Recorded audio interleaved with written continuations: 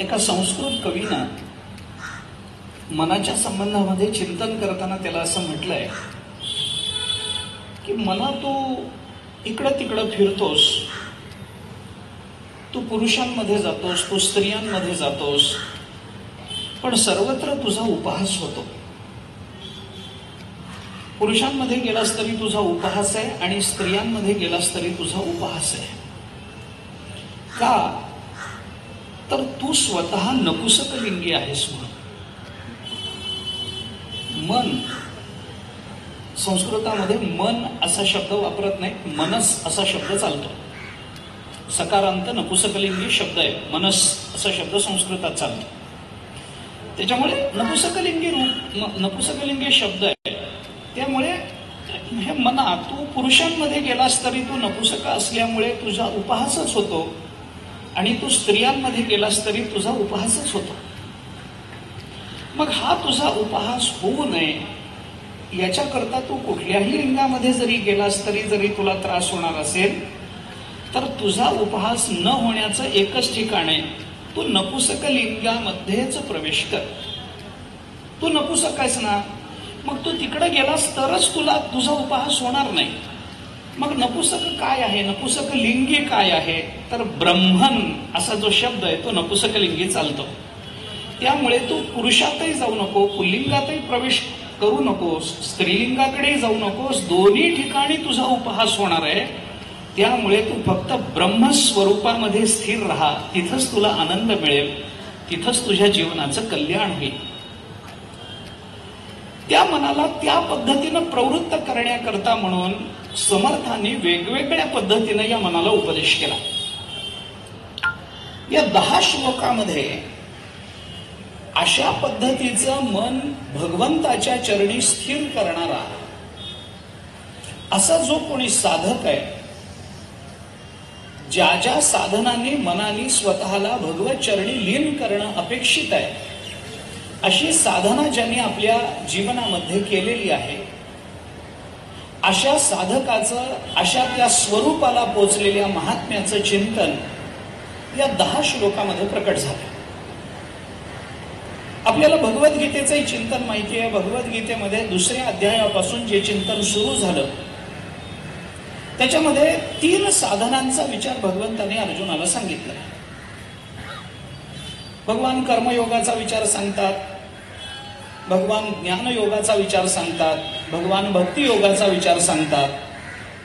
पण ही नुसती साधना भगवंतानी न सांगता अशा पद्धतीची साधना करणारा जो कोणी महात्मा असतो त्याची ती साधना या जगताच्या संबंधानं कोणत्या कृतीतून अभिव्यक्त होते अशी त्या महात्म्याची लक्षणंही भगवान प्रत्येक वेळेला सांगतात.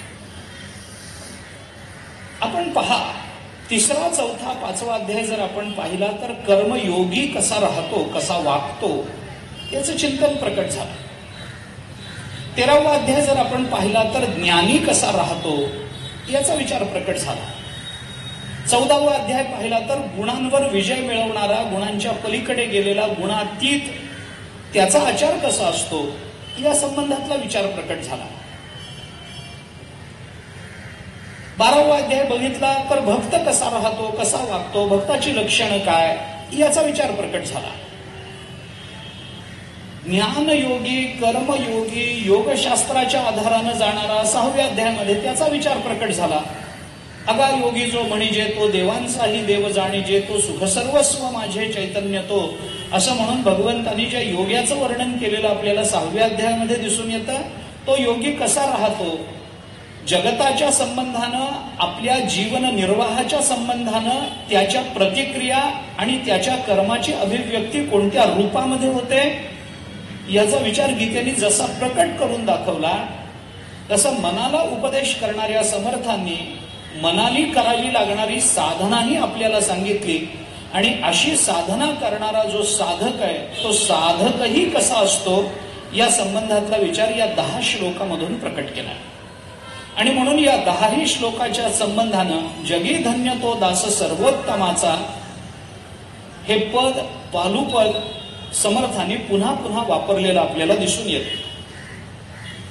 या दासाचं वर्णन ज्या 10 श्लोकामध्ये आलं त्याच्यामध्ये काही श्लोकामधून दासांची स्थिती सांगितलेली आहे, काही श्लोकामधून दासांच्या या जगताच्या संबंधानं, समाजाच्या संबंधानं त्याच्याकडून होणाऱ्या प्रतिक्रिया, आणि एवढं सगळं झाल्यानंतर त्याला प्राप्त झालेल्या अवस्थेतून जगताला काहीतरी देण्याचं जो कर्तव्य जो स्वतः मानतो, आपल्या जीवनाचं बंधन मानतो आणि त्या दृष्टीनं जी लोकसेवा करतो, त्या संबंधातलं चिंतन काही श्लोकांमधून समर्थांनी प्रकट केलंय. अशा मनाला स्थिर केल्यानंतर, भगवत चरणी स्थिर केल्यानंतर केवळ प्रारब्ध शिल्लक आहे म्हणून जगणारा तो दास, ज्ञानानंतरही भक्ती करणारा तो दास, त्याच्या जीवनातलं प्रारब्ध जे शिल्लक आहे त्या प्रारब्ध भोगामुळे त्याच्या जीवनामध्ये जी संकट येतात ती ज्ञानानंतर येतात, भक्तीनंतर येतात, भक्ती करतानाही येतात. अशा संकटाच्या संकटामध्ये सुद्धा त्याच्या अंतःकरणाची निर्विकारता कशी राहते या संबंधातल्या काही श्लोकांमधून समर्थांनी ते चिंतन मांडलंय. संकट येणार, अंतःकरणाची निर्विकारता, अंतःकरणाची स्थिरता, संकटातही तशीच राहणं, सुखानं उन्मत्त होणाऱ्या आणि दुःखानं नैराश्यामध्ये जाणाऱ्या कोणत्याही जीवाला अशा पद्धतीची अंतःकरणाची स्थिरता ही निर्माण जर करता आली तर त्याचं जीवन कोणत्या पद्धतीनं धन्य होऊ शकतं याचा विचार करण्याकरता म्हणून असं चिंतन समर्थांनी या 10 श्लोकामधून मांडलंय. पण दासाची निर्विकारताही त्याच्यामध्ये सांगितली. संपन्नतेमध्ये तो तसाच आहे, विपन्नावस्थेतही तो तसाच आहे, त्याच्या अंतःकरणाची अवस्था बदललेली नाहीये, तसाच आहे. महाभारताने म्हटल्याप्रमाणे अतीत अनागतम हित्वा प्रत्युत्पन्नेन वर्तय, हा जो उपदेश महाभारत करतं की बाबा आपल्या जीवनामध्ये जे दुःखाचे प्रसंग येतात, शोककाले शुचोमात्वम हर्षकाले च मारुष अतीत अनागतम हित्वा प्रत्युत्पन्नेन वर्तय. आपण जे आज म्हणतो ना वर्तमानात राहा, वर्तमानात जगा, हे प्रत्युत्पन्नेन वर्तय हे महाभारताने तेव्हा सांगून ठेवले. अतीत अनागतम हित्वा, भविष्यकाळाचा भूतकाळाचा विचार आपल्या वर्तमानातल्या स्थितीवर परिणाम करणारा जरी असला तरी ती साधकाची दशा आहे. सिद्ध महात्मा हा फक्त वर्तमानात राहतो, ना तो भूतकाळात राहतो ना तो भविष्यकाळात राहतो. आणि तशा अर्थाने जर बारकाईने बोलायचं झालं तर ब्रह्मज्ञानी महात्म्याला किंवा संतांचा विचार आपण करा. संतांना हा कधीही भविष्यकाळ नसतो, संत भविष्य काळात कधीही नसतात. संतांच्या जीवनाला भविष्यकाळ नसतो, कारण भविष्य त्यांना असतं ज्यांच्या जीवनात वर्तमानातल्या अवस्थेमध्ये परिवर्तन होण्याची शक्यता असते. ज्याच्या जीवनामध्ये परिवर्तनाला वाव आहे त्याला भविष्य आहे, ज्याच्या जीवनात परिवर्तनाला वाव नाहीये त्याला भविष्य. नदीला भविष्य आहे, समुद्राला भविष्य नाही आहे, हे लक्षात घ्या. कारण नदीला समुद्राला मिळणं आहे, समुद्राला कुणालाही मिळणं नाही आहे. पाऊस पडला तरी न आटणारा आणि भरपूर पाऊस झाला तरी पूर न येणारा समुद्र त्याला भविष्य नसतं. कारण वर्तमानात तो इतका परिपूर्ण आहे की त्या परिपूर्णतेमध्ये अधिक वृद्धी होईल किंवा अजूनही त्याच्या विकासाला काही वाव राहील अशी शक्यता समुद्राच्या बाबतीमध्ये वर्तवता येत नाही. तसं संत फक्त म्हणजे तशी जर यादी सांगायची झाली तर सांगता येते आपल्याला. सामान्य मनुष्य 3ही कालामध्ये राहतो, मूर्ख मनुष्य फक्त एकाच कालात जगत राहतो. विचारी मनुष्य, विवेकी मनुष्य हा वर्तमान आणि भविष्य कालाचा विचार करतो आणि संत महात्म्यांच्या चरित्रातून फक्त भूत आणि वर्तमान कालाचं प्राकट्य होतं, भविष्य त्यांना नसतं. त्यांचा भूतकालही त्यांना आठवण्याचं कारण नाही आहे, फक्त वर्तमान एवढा पुरेसा आहे. पण तरीही संत महात्मे आपला भूतकाल आपल्या समोर व्यक्त करतात. आचार्यांनी गीता भाष्याच्या सुरुवातीला म्हणजे 2ऱ्या अध्यायाच्या 11व्या श्लोकाच्या आधी जो गीतेचा उपोद्घात लिहिलेला आहे तो आपण मुळातून बघा. त्याच्यामध्ये आचार्यांनी हा नियम आपल्याला सांगितलाय, हा विचार आपल्याला सांगितलाय की संत चरित्रातला भूतकालही बघा कशा करता बघा, सिद्धस्य लक्षणाने साधकस्य साधनाने भवंती. आचार्यांनी त्या संबंधामध्ये असं म्हटलंय की संतांचा भूतकाल बघा आणि संतांचं वर्तमान बघा, कारण संतांचा भूतकाल हे साधकाचं वर्तमान असलं पाहिजे आणि संतांचा वर्तमान हे साधकाचं भविष्य असलं पाहिजे. याकरता म्हणून ते पहा. त्यामुळे संत चरित्राचा विचार केला, या सर्वोत्तमाच्या दासाचा विचार केला तर जीवनाची परिपूर्णता, त्याच्या अंतःकरणाची निर्विकारता कशी असावी याचा प्रत्यय, याचा आदर्श आपल्याला या काही श्लोकातून मिळतो. आणि असा निर्विकार असणारा जो आहे ना, तो जगी धन्य तो दास सर्वोत्तम तो दास आहे. रामचंद्र प्रभूंना आदल्या दिवशी असं सांगण्यात आलं, नाथ महाराजांनी भावार्थ रामायणात वर्णन केलं. आदल्या दिवशी असं सांगण्यात आलं की उद्या तुला राज्याभिषेक करणार आहोत, तर उद्या दिवसभर तुला ताण पडणार आहे, जाऊन विश्रांती घे म्हणून पाठवून दिलं. आणि कैकेयी मातेनं पुन्हा बोलवून त्यांना सांगितलं की तुला राज्याभिषेक होणार नाही, राज्य सगळं भरताला दिलंय आणि तुला वनवासात जावं लागणार. आपल्याला राज्य मिळणार आहे हे ऐकताना, आपला राज्याभिषेक होणार आहे हे ऐकताना आणि आपला राज्याभिषेक होणार नसून आपल्याला 14 वर्ष वनवासात जावं लागणार आहे हे ऐकताना दोन्ही ठिकाणी रामाचं चित्त समान होतं असं नाथ महाराज बोलतात. त्यांच्या चित्तामध्ये ना आनंद निर्माण झाला ना विकार निर्माण झाला. समत्वानं राहता आलं पाहिजे. याच्याकरता म्हणून दासाची निर्विकारता काही श्लोकामधून, या 10 श्लोकांमधलं चिंतन सांगतो मी आपल्याला. काही श्लोकांमधून समर्थांनी आणखीन एक विचार सांगितला जो गीतेच्या 3ऱ्या अध्यायामध्ये भगवंतांनी जनक राजाचं उदाहरण देऊन प्रकट केला.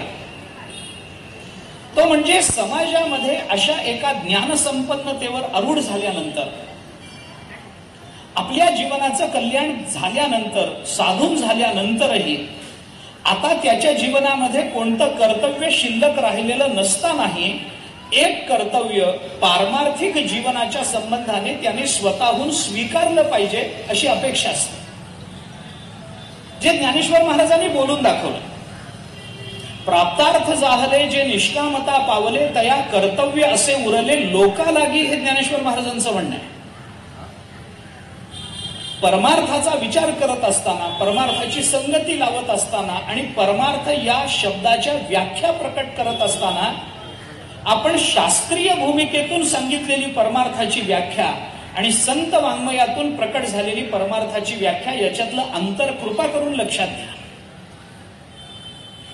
शास्त्र आपल्या परमार्थाची परिपूर्णता ही आपल्याला प्राप्त झालेल्या ब्रह्मरूपतेमध्ये सांगतं. आता काही कर्तव्य राहिलं नाही, काही प्राप्तव्य राहिलं नाही. पंचदशी म्हणते त्या पद्धतीनं धन्योहम धन्योहम कर्तव्यम मे न विद्यते किंचित, धन्योहम धन्योहम प्राप्तव्यम सर्व मध्य संपन्नम, अशी भूमिका एकदा प्राप्त झाली. आता कर्तव्य काही राहिलं नाही, प्राप्तव्य काही राहिलं नाही, मिळवण्यासारखं जीवनामध्ये काही राहिलेलं नाही. जीवनामध्ये जे मिळवण्यात समाधान होतं, त्या मिळवण्याची जी जी अलंबनं होती ती अलंबनं सगळी प्राप्त झालेली आहेत. आता मिळवण्यासारखं असं काही राहिलं नाही आणि त्यामुळे करण्यासारखंही काही राहिलेलं नाही. कारण माणसाचं काहीतरी करणं काहीतरी मिळवण्याकरता असतं. ज्याचं मिळवणं थांबतं त्याचं करणंही थांबतं. आणि मिळवल्यानंतर जे करणं थांबतं ते कर्म जेव्हा थांबतं तेच थांबणं खरं असतं. केवळ प्रारब्ध संपलं म्हणून देहपात झाला म्हणून त्याचं करणं थांबलं असेल तर ते थांबणं खरं नव्हे. कारण पुन्हा येणाऱ्या जन्मामध्ये पुन्हा त्याला ते करावंच लागतं. पण ज्याला ज्ञान झालं आणि ज्याचं कर्तव्य थांबलं, ज्याची कृती थांबली, यस्त्वात्मतिरेव स्यात् आत्मतृप्तश्च मानवः आत्मन्येव च संतुष्टः तस्य कार्यम न विद्यते, असं म्हणणारी भगवद्गीता ज्या कार्याला विद्यमान नाही म्हणून सांगते ते थांबणं, ते कर्म थांबणं आणि त्या पद्धतीनं त्या कारणाने थांबणं ही जीवनाची धन्यता गीतेने मानली. नाहीतर पुन्हा करणं आहेच आहे. मनुष्य जन्माला येतो, कर्म करतो, मरतो, मेल्यानंतर पुन्हा केलेल्या कर्माच्या जोरावर पुन्हा जन्माला येतो, पुन्हा कर्म करतो, हे तर चालूच आहे. पण येण्याची शरीरे, शरीरा येणे सरे हे ध्येय डोळ्यासमोर ठेवून तो जेव्हा वाटचाल करतो, येर झाले चिरा पडे, तुका म्हणे येणे जाणे नाही आता राहिलो अनंताची ये पायी, ही भूमिका घेऊन तो जर जगत असेल, राहत असेल आणि ती भूमिका जर त्याच्या जीवनात सिद्ध झाली असेल तर ते जगणं धन्यतेचं आहे. आणि असं झाल्यानंतरही आता त्याच्या जीवनात अज्ञान नाही आहे. आता त्याला सगळं जगत ब्रह्मरूपत्वानं अनुभवाला येतं आहे. येणारा प्रत्यय हा स्वस्वरूपाचा आहे. इंद्रिय जरी त्या वस्तूपर्यंत जात असतील तरी वस्तूचं दर्शन मात्र, त्याच्यामध्ये वेदांतात फलव्याप्ती आणि वृत्तीव्याप्ती असं म्हणतात त्याला. फलव्याप्तीचा पूर्णतः बाध होऊन वृत्तीव्याप्तीनं त्याला आपलंच स्वरूप आपल्या प्रत्ययाला येतं आहे अशी अनुभूती येत असेल तर त्याच्या जगण्याची धन्यता झालेलीच आहे. पण हे शास्त्राच्या दृष्टीने, संतांच्या दृष्टीनं ती जगण्याची धन्यता नाही. ब्रह्मस्वरूपाची प्राप्ती ही संतांच्या दृष्टीनं मानवी जीवनाची परिपूर्णता नाही, हे आपण लक्षात घ्या. मी व्यासपीठावरून बोलतोय, मला कल्पना आहे मी काय बोलतो आहे याची, जाणीवपूर्वक मी बोलतोय. कारण आपल्याच महाराष्ट्रामध्ये झालेल्या संतांची चरित्र ही त्याची उदाहरणं आहेत. म्हणून ब्रह्मज्ञानाची प्राप्ती हे जरी आपल्या शास्त्रामधून, वेदांतामधून आपल्या जीवनाची इतिकर्तव्यता म्हणून मांडली गेलेली असली तरी संत वाङ्मयाच्या संबंधानं ती जीवनाची इतिकर्तव्यता नाही. मग संत कशाला आपल्या जीवनाची धन्यता मानतात, इतिकर्तव्यता मानतात, याचा विचार करताना तुकोबारायांची प्रमाणं, ज्ञानेश्वर महाराज, नाथ महाराज, समर्थांची प्रमाणं आपल्याला उपयुक्त ठरतील. ते असं म्हणतात की आमच्या जीवनामध्ये आम्हाला ज्ञान झालं म्हणून आम्ही खरे पारमार्थिक होत नाही, किंवा आम्ही भजन करतो म्हणून, आम्ही सत्कर्म करतो म्हणून, आमची समाधी लागते म्हणून आम्ही पारमार्थिक होत नाही. ब्रह्मज्ञान झालं म्हणून मी पारमार्थिक झालो, ही अर्धी व्याख्या झाली, अर्धी. त्याचा पुढचा विचार ज्ञानेश्वर महाराजांनी बोलून दाखवला. ब्रह्मज्ञान झालं म्हणून आम्ही पारमार्थिक झालो, पण अर्धे. मग पूर्णता कधी? मला काय मिळतं याच्यावर परमार्थ ठरत नाही, मला मिळालेलं मला जगताला देता येतं की नाही याच्यावर परमार्थाची परिपूर्णता ठरते. मला झालेलं ब्रह्मज्ञान हे माझ्या परिपूर्णतेचं रहस्य नाही. मला झालेलं ब्रह्मज्ञान मला इतर अज्ञानी लोकांना देता आलं पाहिजे. याच्याकरता उपनिषदामध्ये गुरुकडे जा, पण कोणत्या गुरुकडे जा असं सांगताना जी भूमिका सांगितली गेली, जे शब्द वापरले गेले त्याकडे आपण आपलं लक्ष केंद्रित करा, कृपा करू. परीक्ष लोकान, मी श्रुती सांगतो फक्त आपल्याला. परीक्ष लोकान कर्मचितान तस्मात् ब्राह्मणा निर्वेद मायान नास्त्य कृता कृतेन सविज्ञानार्थम गुरुमेव अभिगच्छेत समित पाणी श्रोत्रियम आणि ब्रह्मनिष्ठम. श्रोत्रिय आणि ब्रह्मनिष्ठ असे दोन शब्द वापरले गेले. या दोन शब्दाचे अर्थ वेगळे आहेत. आपण आचार्यांचं भाष्य काढून बघा या श्रुतीवरच. श्रोत्रिय वेगळा असतो, ब्रह्मनिष्ठ वेगळा असतो. काय फरक आहे? हाच फरक आहे. श्रोत्रिय कोण आहे आणि ब्रह्मनिष्ठ कोण आहे? ज्याला स्वतःला ज्ञान मिळवता आलं आणि जीवनाची धन्यता प्राप्त करून घेता आली तो श्रोत्रिय, आणि आपल्याला प्राप्त झालेली धन्यता इतरांच्या ठिकाणी ठेवता आली तो ब्रह्मनिष्ठ. अशा गुरुकडे जा. हे श्रोत्रियत्व आणि ब्रह्मनिष्ठत्व हे तुकाराम महाराजांनी एकाच चरणामध्ये आपल्याला सांगितलं. सेवितो हा रस हे श्रोत्रियत्व आहे, वाटितो अणिका ही ब्रह्मनिष्ठता आहे. सरळ आहे ना. ज्ञानेश्वर महाराजांना जे मिळालं ते ज्ञानोबारायांनी तुम्हाला आम्हाला दिलं नसतं तर त्यांची समाधी लागली नसती असं नाही. समर्थांना जे प्राप्त झालं ते त्यांनी घडीत बसून आम्हाला दिलं नसतं तर त्यांना समाधी घेता आली नसती असं नाही. तुकाराम महाराजांना प्राप्त झालेली आनंदाची अनुभूती त्यांनी जर तुमच्या आमच्या पदरात टाकली नसती अभंगाद्वारा तर त्यांना काही वैकुंठाला जाता आलं नसतं असं नाही. फक्त एक झालं असतं, त्याच्यानंतर विजेची वारी फारशी भरली नसती. एक झालं असतं की ज्ञानोबारायांच्या दर्शनाला फारसं कोणी गेलं नसतं. एक झालं असतं की गडावर इतक्या गर्दीत एवढा मोठा गड चढून आम्ही वरपर्यंत जाऊन त्या समाधी समोर नतमस्तक होण्यामध्ये जीवनाच्या धन्यतेची अनुभूती घेऊ शकलो नसतो. आणि याकरता म्हणून समर्थांनी सुद्धा या 10 श्लोकांमधून काही श्लोक, शेवटचे श्लोक अशा पद्धतीचे मांडले की तो दास जरी निर्विकार झालेला असला, निर्विषयत्व हे ज्या ब्रह्मस्वरूपाचं लक्षण सांगण्यात आलं त्या ब्रह्मस्वरूपाच्या प्राप्तीत धन्यता मानत असला तरी सुद्धा ती धन्यता इतरांना देण्याकरता त्याला जो लोकसंग्रह करावा लागतो, त्या लोकसंग्रहात त्याच्या जीवनाची धन्यता कशी आहे या संबंधात शेवटचे काही श्लोक प्रकट झाले. या 10 श्लोकामधून दासाच्या संबंधानं, संतांच्या संबंधानं समर्थांनी जे चिंतन मांडलं त्यांची वर्गवारी अशा विषयाच्या संबंधानं वेगवेगळी आपल्याला करता येणं शक्य आहे. पण तरी सुद्धा या सगळ्याच्या शेवटच्या चरणामध्ये समर्थांनी एक शब्द किंवा एक वाक्य पुन्हा पुन्हा उच्चारलं, जगी धन्य तो दास सर्वोत्तमाचा. दास्यत्व हे चांगलं नाही. कोणालाही दास्यत्वामध्ये समाधान मिळत नाही. दास्यत्व ही बहुतेक वेळेला आगतिकता असते. दासपण स्वीकारणं ही बहुतेक वेळेला आगतिकता असते. कुणी आनंदाने कुणाचं दास्य करायला जात नाही. काहीतरी हेतू असतो. एखाद्या मालकाने आपल्याकडे ठेवलेला नोकर तो तिथे नोकरी करून तो दास्यत्व स्वीकारत असेल, दास्य करतही जरी असेल तरी त्याला तुम्ही विचारून पहा, तो म्हणतो काही नाही, हे कधीतरी सोडणार आहे आणि यांच्यासारखा मोठा होणार. त्याची इच्छा ते होण्यामध्ये असते. ते दास्य करण्यात त्याच्या जीवनाची धन्यता नाही आहे. तो अगतिकता म्हणून तिथे राहिलेला आहे. अगतिकता म्हणून त्याला ती सेवा करणं आहे.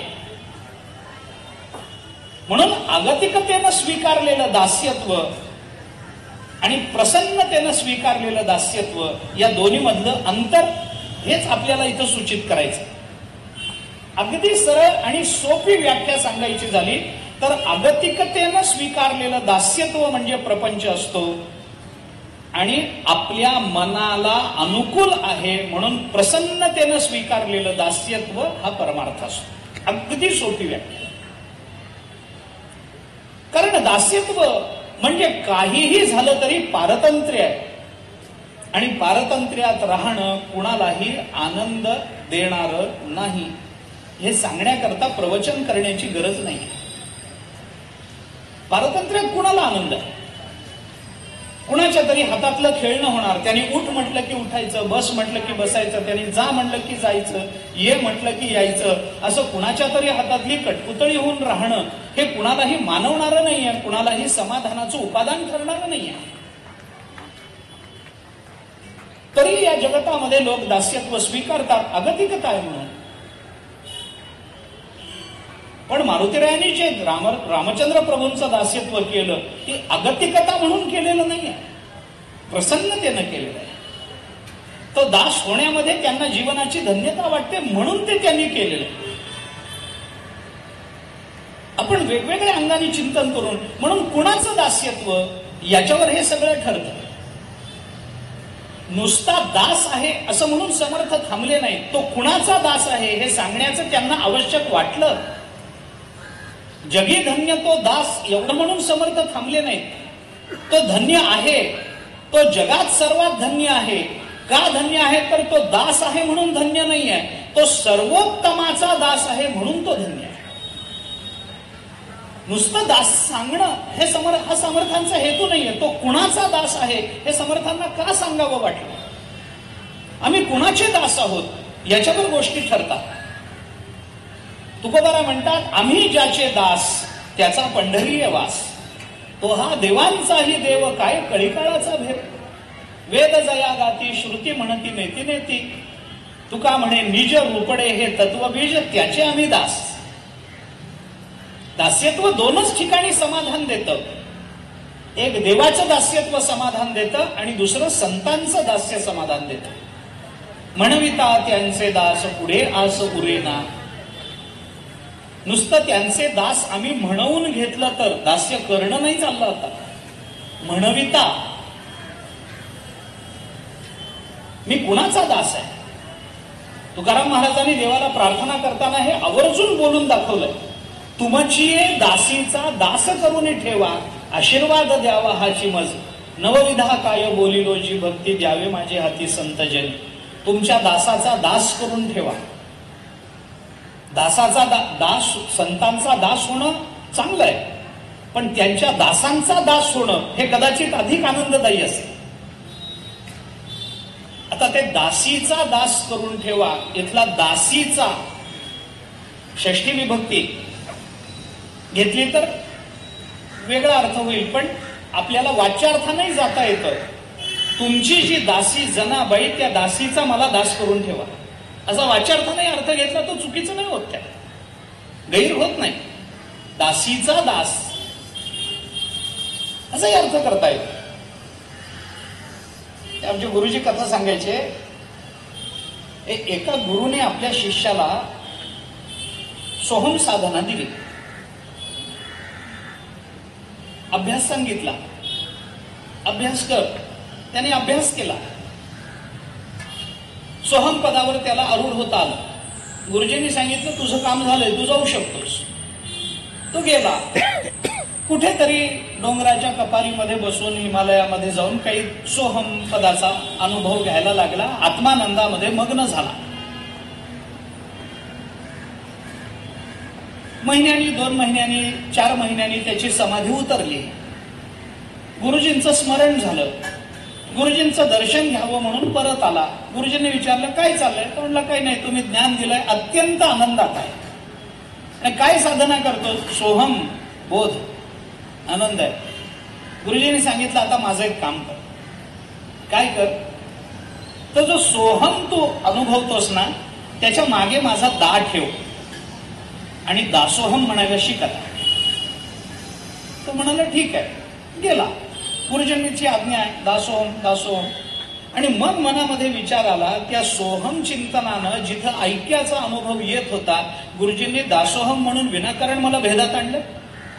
कारण दासोहम म्हणताना मला माझं कोणीतरी स्वामी आहे हे स्वीकारावं लागणार आहे. तो स्वामी झाला की मी सेवक होणार, मी दास होणार. स्वामी शिवाय दासाची कल्पना नाही आहे. गुरुजींनी मला भेदात आणलं, हे काहीतरी चुकलं, पूर्वीच बरं होतं.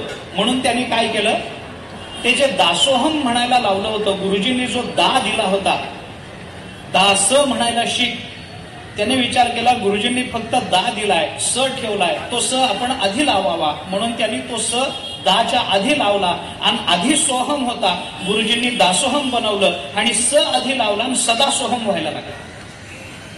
पुन्हा 4 महिन्यांनी गुरुजींचं स्मरण झालं, गुरुजींनी परत पाठवलं. काय झालं? म्हणे असं असं झालं, मी तो दासातला स तुमचा राहिला होता, तो मी आधी लावून टाकला. गुरुजींनी सांगितलं चांगलं केलंस, आता एक काम कर, माझा जो दा मागे तू काढून टाकला होता, स्वतःचा स लावला होता, तो दा पुन्हा तुझ्या सच्या आधी लाव आणि दास दासोहम म्हणायला शिक आता. हे किती चालत राहील. मी कशा करता आपल्याला सांगतो, तुमची दासीचा दास करून ठेवा. तुकाराम महाराजांनी देवाला प्रार्थना करत, अहो ज्ञानेश्वर महाराजांनी स्वतःला नेहमी निवृत्ती दास म्हणून घेतलंय. आपण ज्ञानेश्वरी बघा, ज्ञानेश्वर महाराज स्वतःला निवृत्ती दास. ज्ञानेश्वरीची दुसरी ओवी, ओम नमो जी आद्या वेद प्रतिपाद्या जय जय स्वसंवेद्या आत्मरूपा देवा तुची गणेशू सकलार्थमती प्रकाशू म्हणे निवृत्ती दासू अवधारिजो. निवृत्ती दास म्हणून घेतात. म्हणून कुणाचा दास? कुणाचा दास?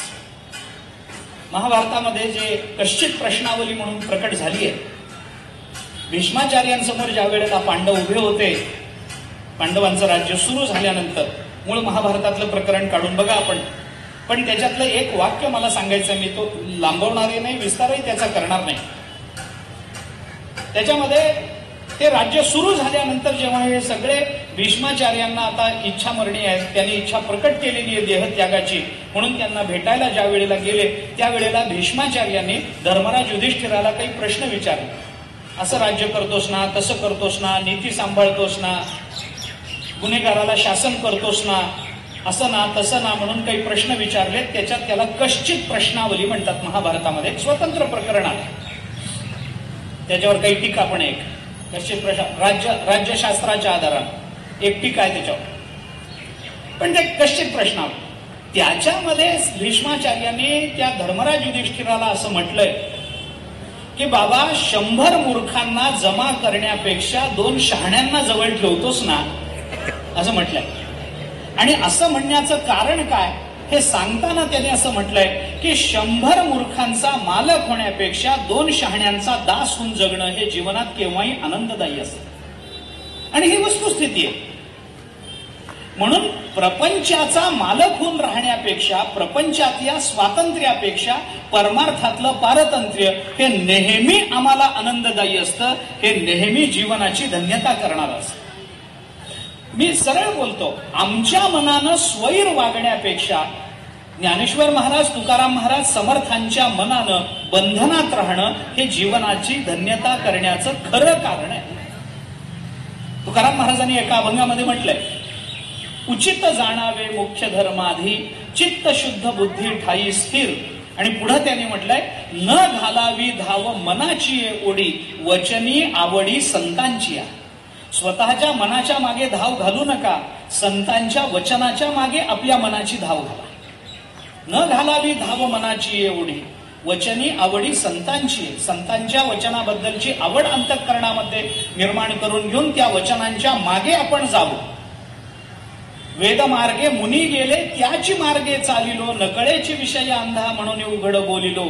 चालता धनुर्धरा तरंगाकारी हरपलो, ज्ञानदेव निवृत्तीचा द्वैत सर्व निरसलो. हे ज्ञानेश्वर महाराजांचे अनुभूतीपूर्ण उद्गार आहे. आणि म्हणून कुणाचा दास आम्ही व्हावं याची हे बोलून दाखवण्याची समर्थांना गरज वाटते. म्हणून तो दास जगामध्ये धन्य आहे असं न म्हणता तो सर्वोत्तमाचा दास जगामध्ये धन्य आहे ही भाषा समर्थाने बोलून दाखवली. कारण स्वाभाविक आहे, आम्हाला दास होण्याची अपेक्षा आहे, पण बहुतेक जण प्रपंचाचे दास आहे. परमार्थाचा दास व्हायला कोणी तयार नाही आहे, कारण तिथं सर्वस्वाचं समर्पण आहे. आम्ही प्रपंचाचे दास आनंदाने व्हायला तयार होतो. त्याचा फारसा खुलासा किंवा त्याच्याबद्दल फारसं चिंतन करण्याचं कारण नाही आहे. जे नित्य अनुभवाचं आहे त्या संबंधात प्रवचन नसतं. साधा विचार, ज्याचा नेहमी अनुभव येतो त्यात ते प्रवचनात ऐकायचं नाहीये, ते गाथ्यामधून ऐकायचं नाहीये. ते तर आहेच आहे, ते तर आमचेही अनुभव आहे. आम्ही संसारनिष्ठ मंडळी आहोत. संसाराचा इतक्या वर्षाचा संबंध असूनही आम्हाला अजूनही संसार सोडायची भीती वाटते. बरं, सगळ्यांना हे माहिती आहे की संसार त्रास देतो. सगळ्यांना हे माहिती आहे की संसार दुःख देतो. आणि अनेक संत वचनातून हे प्रकटही झाले. आणि ते आम्हाला पाठही आहे. संसार दुःख मूळ चहूकडे सगळ्यांनाच पाठ आहे. मग संसार दुःख मूळ आहे हे कळतं, संसार दुःखाला कारण आहे हे कळतं, मग सोडण्याची इच्छा का होत नाही? बरं, हे तुमचे माझे तुकाराम महाराज म्हणतात, भय वाटे पर न सुटे हा संसार. संसार सोडवत नाही. संसाराने आम्हाला धरून अरे संसार आम्हाला धरत नाही, तो जड आहे म्हटलं ना काल आपण. आम्ही त्याला धरून बसलो आणि कांगावा आम्ही करतोय की संसार सुटत नाहीये. हा प्रश्न वेगळा आहे. त्याच्या संबंधातलं चिंतन खूप सामान्य पातळीवर येऊन मला करावं लागेल. आणि आत्ता या समर्थांच्या या चिंतनात तेवढ्या खाली उतरण्याची माझी इच्छा नाही आहे. मी सरळ सांगतो, संसारातली उदाहरणं आहेच आहेत. संस्कृतामध्ये एक सांगितलं जातं ना, सुभाषित म्हणा, श्लोक म्हणा सांगितला जातो, अतिपरिचयात अवज्ञा संतत गमनात अनादरो भवती मलये भिल्ल पुरंदरे चंदन तरुकाष्ठमिंदनम कुरुते, असं म्हटलं जातं की नाही. किंवा लोके प्रयागवासी कूपे स्नानम समाचरेत, असा एक पाठभेद त्या श्लोकाला सांगितलं. अतिपरिचयात अवज्ञा हे तर आपल्याला सगळ्यांना ऐकून माहिती आहे. संतत गमनात अनादरो भवती, जिथे आपण नेहमी जातो तिथं आपल्या जाण्याची किंमत नंतर राहत नसते. कधीतरी येणारा एखादा मित्र, त्याची जेवढी किंमत असते तेवढं रोज येणाऱ्या मित्राची किंमत नसते. तू रोजच येतो, बस थोडा वेळ, मी याच्याशी बोलतो, तुला नंतरच्या पंक्तीला बसवतो, आधी हा कधी नव्हे तो आला, याला आधी जेवायला घालतो, मग तुझ्याकडे बघतो, म्हणजे याला दुय्यम स्थानात. संतत गमनात अनादरो भवती हे होतच असतं. म्हणून कुठेही न बोलवता जाऊ नये, हे जे नियम आपल्याकडे आले ते तेवढ्या करतात. प्रवचन कीर्तन सोडून इथे न बोलवताही जावं, कारण तिथं आपलंच कल्याण. लग्नाला पत्रिका नसेल, मनुष्य जात नाही, आमंत्रण नसेल, जात नाही, गेलं तर काय बिघडतं? काही बिघडत नाही. पण आपल्या जाण्याची किंमत राहत नाही आणि प्रपंचामध्ये त्याची आवश्यकता असते.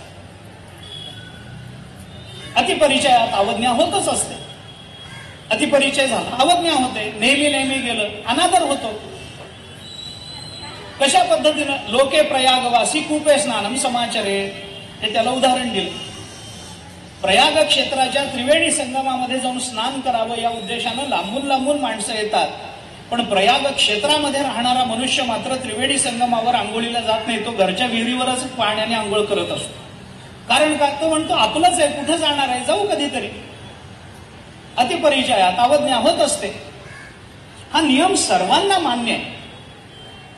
पण या नियमाचा एक अपवाद सुद्धा सांगितला जातो. अतिपरिचयात अवज्ञा संतत गमनात अनादरो भवती हा नियम सर्वांना मान्य आहे. पण याचा अपवाद फार सुंदर सांगण्यात आला. अतिपरिचयात अवज्ञा इति एतद वाक्यम मृषैव तद्भाती अतिपरिचिते अपि अनादौ संसारे अस्मिन् न जायते अवज्ञा. अतिपरिचयात अवज्ञा इति एतद वाक्यम मृषैव, हे वाक्य खरंच असेल असं नाही, हे बऱ्याच वेळेला खोटंही ठरतं. काय अपवाद आहे याचा? अतिपरिचिते अपि अनादौ, अनादिकालापासून ज्या संसारामध्ये आम्ही राहतो, ज्या संसाराचा आपला प्रत्येक क्षणाचा संबंध आहे, त्या संसाराची मात्र अवज्ञा करायला कोणी तयार नाही. उलट पक्षी तो संसार पुन्हा बराच वाटतो. इतकं दुःख देऊनही पुन्हा त्यामध्ये आम्हाला प्रवेश करावा वाटतो. पुन्हा पुन्हा त्याचीच चर्चा करावी वाटते. पुन्हा पुन्हा त्याच्याच संबंधानं बोलावं वाटतं. दोन माणसं रस्त्यात भेटल्यानंतर काय चाललंय असं म्हटल्यानंतर माझ्या ज्ञानेश्वरीच्या 700-800 ओव्या वाचून झाल्या असं म्हणून चर्चा करतच नाही. आज कोणती भाजी झाली याचीच चर्चा. आज असं काय झालं, तसं काय झालं, दिल्लीत काय झालं, मुंबईत काय झालं, राजकारण काय झालं, अमुक काय, माझं काय, तसं काय, मुलगी आली का, जावई गेले का, याच्यात चर्चा. त्या गैर आहेत असं माझं म्हणणं नाही आहे. असं माझं म्हणणं मुळीच नाही आहे. त्या अत्यंत गैर आहेत असं माझं म्हणणं आहे. आपण विचार करा ना, याच्यातला जो वेळ आम्ही वाया घालवतो, ज्या चर्चा आम्ही करतो त्याचं फलित काय आहे? त्याचं फलित काय? आम्ही इथे बसून चर्चा करतोय की पंतप्रधानांनी असं करायला पाहिजे. तू जर ऐकतायत का ते? कशाकरता वेळ वाया घालवतोस? कशाकरता आम्ही? याचा संबंध नाही असं नाहीये. आमच्या सामाजिक आणि या देशातल्या आमच्या राहण्याच्या संबंधानं जे प्रश्न उत्पन्न होतात त्याचा त्याच्याशी संबंध आहे. परंतु त्याच्याकरता द्यावा लागणारा वेळ हा आमचा नाहीये. त्याच्याकरता आम्ही निवडून दिलेत काही लोक, त्यांना ते काम दिलंय आम्ही. मला त्या क्षेत्रात स्वारस्य नाही, ते माझं क्षेत्रही नाही, त्याच्यावर भाष्य करावं एवढा माझा अधिकारही नाही आहे. परंतु मी कशा करता बोलतो? अतिपरिचिते अपि अनादौ संसारे अस्मिन् न जायते अवज्ञा.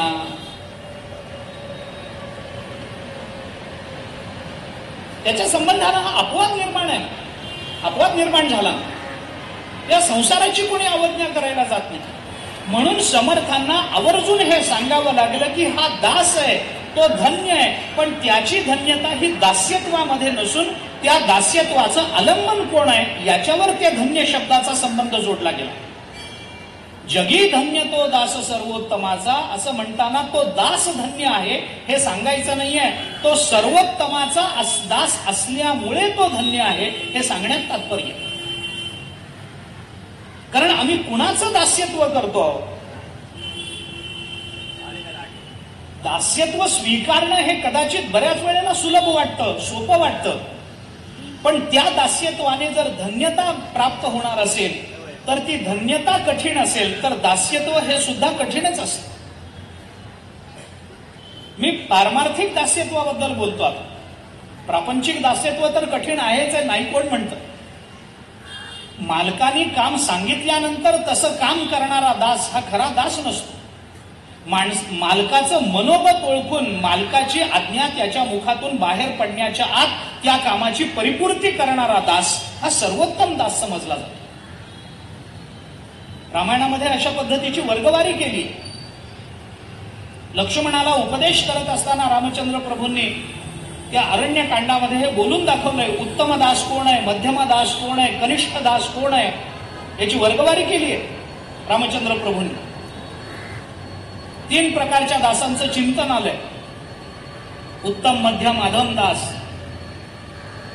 आपल्याकडच्या संतांनी अजून 2 प्रकार, वर एक वाढवला, खाली एक अधमाधम दास, एक अधम दास, एक मध्यम दास, एक उत्तम दास आणि एक उत्तमोत्तम दास. आणि तो उत्तमोत्तम दास जर जगामध्ये कोणी असेल तर तो फक्त परमात्मा आहे, बाकी कोणी नाही. कारण चांगल्या दासाचं, चांगल्या सेवकाचं लक्षण सांगताना तुकाराम महाराजांनी हे लक्षण सांगितलंय, सर्व काम करी पण न सांगता तो उत्तम दास. सर्वोत्तम दास तोय. आणि कोणतीही सेवा न सांगता करणारा हा परमात्मा सोडून दुसरं कोणीच नाही. ज्ञानोबारायांनी आमंत्रण दिलं नव्हतं की माझी भिंत ओढायला या म्हणून. तुकाराम महाराजांनी आमंत्रण दिलं नव्हतं, जनाबाईंनी आमंत्रण दिलं नव्हतं, तरी न सांगता सुद्धा त्यांची सेवा चाकरी करायला हे वीट सोडून गेले. यांच्यापेक्षा सर्वोत्तम दास या जगात दुसरा कोण असणार. म्हणून भर्तृहरीने एके ठिकाणी चिंतन करताना म्हटलंय, सेवा धर्मो परमगहन योगिनाम अपि अगम्य. सेवा धर्म इतका परमगहन आहे की योग्यांना सुद्धा सेवा धर्म कळेलच याची शाश्वती नाही. आणि हे खरंच आहे. मी आपल्याला सरळच बोलतो की सेवा धर्म कसा करावा हे जर योग्यांना कळलं असतं तर कोरं पत्र पाठवायची पाळीच आली नसती. काय कारण पडलं असतं. सेवा धर्म कळाला असता तर कोरा कागद गेलाच नसता. त्याच्यावर नमस्कार लिहूनच तो पुढे गेला असता. नमस्कार लिहावा का आशीर्वाद लिहावा या संभ्रमामध्ये जो कागद चांगदेवांकडून कोरा गेला ज्ञानोबारांना, तो का गेला. सेवा धर्मो परमगहन योगिनाम अपि अगम्य. हेच त्याचं उत्तर. योग्यांना देखील अगम्य आहे. म्हणून जगी धन्य तो दास सर्वोत्तमाचा. आता मी याच्यात पुष्कळ अडकेन, मला मोहही खूप आहे. कारण दास हा शब्दच इतका गोड आहे. त्याचं दास्यत्व, आणि तोही सर्वोत्तमाचा दास आहे, सामान्याचा दास नाही आहे. कुणाचा दास आहे हे लक्षात घेतलं पाहिजे. आम्ही म्हणून घेतो आम्ही काय दास आहोत, आम्ही काय नोकरी करणारी नोकरदार माणसं. पण हे बोलणं इतकं ढोबळ असताना नोकर असणं, दास असणं म्हणजे नेमकं काय, दासाची व्याख्या काय करता येईल. आपण भक्तिशास्त्र काढा. भक्तिरसामृत सिंधुकारांनी दासाची व्याख्या करताना म्हटलंय की आपली सगळी कर्म त्याला समर्पण करून त्याचा सेवक होऊन राहणं हे दास्य. दास्य म्हणजे हे असं आहे. कशाला पुष्कळ विस्तार आलाय त्याच्यामध्ये. मी थोडा त्याच्या संबंधामध्ये करतो विचार, नाही असं नाही. सगळी कर्म त्याला समर्पित करायची, पण तरी सुद्धा त्याचा किंकर होऊन राहायचं. कैंकर्यम अपि सर्वथा, सर्वथा कैंकर्यम हे दास्यत्वाचं लक्षण आहे. भक्तिशास्त्रामध्ये दास कुणाला म्हणावं, त्याची लक्षणं काय याचा विचार करताना काही लक्षणं सांगितली. दासास्तु प्रश्रितास्तस्य निदेशवशवर्तिनः विश्वस्ता प्रभूता ज्ञानम विनम्रित धियश्चते. असं त्या दासाचं लक्षण आलं भक्तिशास्त्रामध्ये. भक्तिरसामृत सिंधूतच आलं. याचा विचार करा. आता हे सांगत बसलो तर उद्याचा दिवसही याच्यातच जाईल, आजचा तर जाईलच. दासा असतो प्रश्रिता असतस्य, तो मालकाचा आश्रित असावा. निदेश वशवर्तीनः, त्यांनी केलेल्या सर्वच्या सर्व आज्ञांचं परिपालन करणं हा त्याचा जीवनधर्म असावा. विश्वस्ता, तो विश्वासू असावा. प्रभुता ज्ञान, आपल्या मालकाचं प्रभुत्व काय आहे, श्रेष्ठत्व कशामध्ये आहे हे त्याला लक्षात यावं, याचं त्याला ज्ञान असावं. तो विनम्र असावा आणि तो बुद्धिमान असावा. एवढी सगळी लक्षणं एकत्रितपणानं ज्याच्या ठिकाणी येतील तो खरा दास. हे दास्यत्वाची ही लक्षणं सांगितली. जगी धन्य विनाकारण होणं नाहीये. मी साधं सांगतो ना, आपण साधा तर्क करा, बाकीचे सोडून द्या, याच्यातलं तत्वज्ञानही सोडून द्या. सामान्य तर्क आपण करा. जगी धन्य होणं जर कठीण आहे तर त्या धन्यतेकरता करावं लागणारं दास्यत्व सोपं कसं असेल? साधा तर काही की नाही. साध्य जर अवघड असेल तर साधना सोपी कशी असेल? साधना तेवढीच अवघड असेल ना. साध्य जर कठीण असेल तर साधना खडतर असणारच आहे. साध्य जर सोपं असेल तर साधनाही सामान्य असणार आहे. हे सामान्य नियम आहे. आम्हाला फक्त परीक्षेमध्ये उत्तीर्ण व्हायचं असेल तर करावा लागणारा अभ्यास आणि आम्हाला परीक्षेत महाराष्ट्रात प्रथम क्रमांकानं यायचं असेल तर करावा लागणारा अभ्यास, याच्यामध्ये कनिष्ठ श्रेष्ठ भाव आहे की नाही? याच्यामध्ये सौलभ्य आणि काठिण्य आहे की नाही? आहे.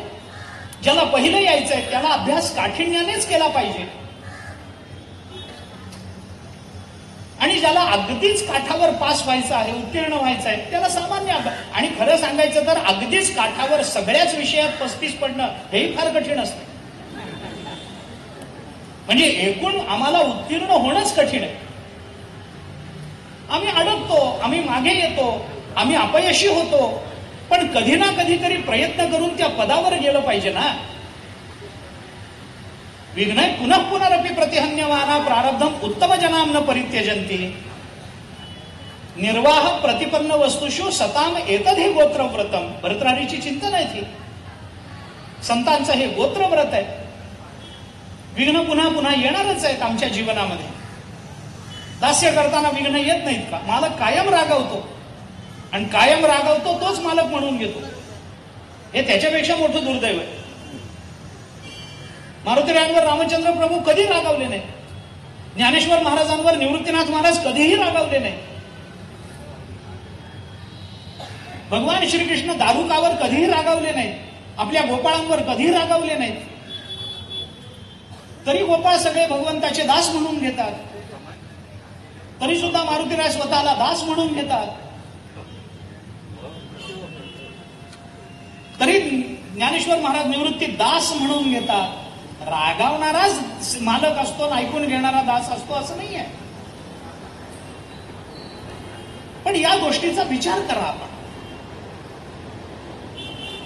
प्रारभ्यते न खलु विघ्न भयेन नीचैहि. प्रारब्ध ते 3 प्रकार केलेत त्याच्यामध्ये. प्रारब्ध विघ्न विहिता विरमंती मध्या विघ्न पुनः पुनरपि प्रतिहन्यमाना प्रारब्ध उत्तम जनाम न परित्यजंती. भरतरारीचं वचन.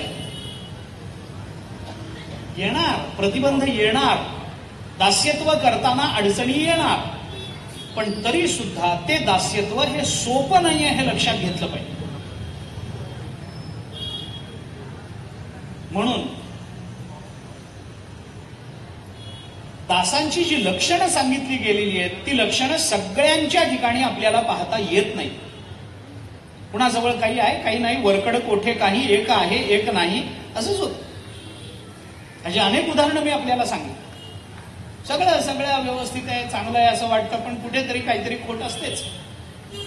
एका मालकाने एक जाहिरात दिली वर्तमानपत्रामध्ये की सगळी कामं येणारा नोकर पाहिजे. आता सगळी कामं येणारा कोण असेल? कुणाला काही येतं, काही येत नाही. नाही, सगळी आली पाहिजे. काही जण आले, त्यांची मुलाखत घेतली गेली. तुम्हाला गाडी चालवता येते काय? येते. तुम्हाला हे करता येतं काय? येतं. हिशोब ठेवता येतो काय? येतो. स्वयंपाक करता येतो का? तेवढं जमत नाही. मग नको, आम्हाला सगळं आलं पाहिजे. एक मनुष्य काही दिवसानंतर आला. तो म्हणाला मला सगळी कामं येतात, सगळं येतं, सगळी करशील करेन, पण पगार मी म्हणेल तो द्यायला पाहिजे. मालक श्रीमंत होता. तो म्हणाला देतो. तुला गाडी चालवता येते? येते. तुला बाजारहाट करता येतो? येतो. तुला स्वयंपाक करता येतो? येतो. तुला वाढता येतं? येतं. तुला माझ्या मुलांना गणित विज्ञान शिकवता येईल. तुला हिशोब ठेवता येतो? येतो. तुला फोनवर संभाषण करता येतं? येतं. तुला अमुक करता येतं, केरवार करता येतं? येतो. तुला हे करता येतं? येतं. हे येतं, सगळं येतं चालू होतं. मालकाला बरं वाटलं. पैसे गेले हरकत नाही, पण सर्व गुण संपन्न नोकर मिळाला. सगळी मुलाखत झाल्यानंतर त्याने विचारलं, तुला सगळंच येतं असं तू म्हणतोस, इतके गुण तुझ्यामध्ये, कोणता दोष नाहीच आहे का? तो म्हणाला असं कसं, एक दोष आहे. तो म्हणाला काय दोष आहे? तो म्हणाला मी खोटं फार बोलतो. याला काय करणार आपण? दासास्तु प्रश्रितास्तस्य निदेश वशवर्तिनः विश्वस्ता प्रभुता. आपल्या मालकाचं प्रभुत्व तरी कळालं पाहिजे. आम्ही त्यांना प्रभू का म्हणावं याचं ज्ञान पाहिजे. आपले मालक किती मोठे आहेत याची चर्चा करता आली पाहिजे.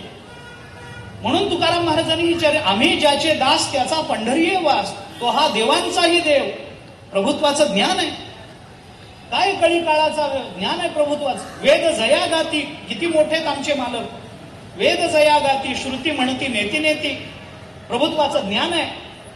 अरे ते आमचं तत्वबीज आहे. प्रभुत्वाचं ज्ञान आहे तुकाराम महाराजांना. तो विनम्र असला पाहिजे, तो बुद्धिमान असला पाहिजे. हे सगळी दासाची लक्षणं आहेत. त्या सगळ्याच गोष्टींचा विचार मी करावा असं नाही.